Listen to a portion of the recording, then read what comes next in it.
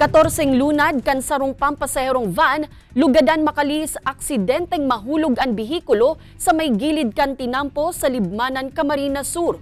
Driver kan van nagdiklom subuot ang paghiling kaya biglang napapreno. Tutukan sa report ni Jessica Calinog. Imbes na sa terminal, ang gilid kan tinampo na ini sa may barangay Mambulo Nuevo, Libmanan, ang naging destinasyon kan 14 lunad kan sarong pampasaherong van na biyaheng naga Libmanan. Injury, bale po yung tatlo may injury po talaga. Saan po, sir? Sa may dito sa part po ng mukha, tapos yung iba dito din sa may puro mukha, tapos yung iba sa may tuhod.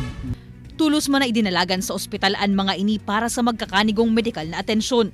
Sa investigasyon kan Libmanan Municipal Police Station, biglang naglabo ang paghiling kan driver kan van kaya pigmawot kaining igilid sa tinampuan lunadan. Alagad kan magpreno, dahil nakaini na kontrol ang manibela asin dagos na nahulog sa may gutter ang pigmamanehong van. Napakusa na po ang sisiguruhon ta ang seguridad kang bihikulo, pag-check ang brake o kung ano pa man pong mga kap dapat na i-check bago mag-drive. I-check naman po ang sa dirita bilang driver, tangarig pong masiguro ta ang seguridad ka sa tuya po mga pasahero. Ang buhay kan mga pasahero mantang nagdadalagan sa tinampuan bihikulo nakasalalay subuot sa kondisyon kan nagmamaneho. Sa 12 dekadang pagmamaneho ni UV Express ni Tatay Peter, inisubuotan sa iyang pirming pigrorumdum tuyong nagbabiyahe. Luhay-luhay. Tapos, relaxan isip. Nakaturog. Tapos, check ang auto. Iyuta kung mapaturog ka sa manibela, dayan sip.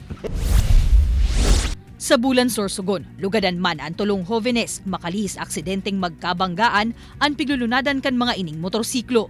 Sigun sa report, palaog sa eskwelahan ang duwang motorsiklo kan magkasabatan ang mga ini sa may provincial road na sakop kan Barangay San Francisco. Tulos man na naagapan kan Bulan MDRRMO ang mga biktima asin na idalagan sa ospital.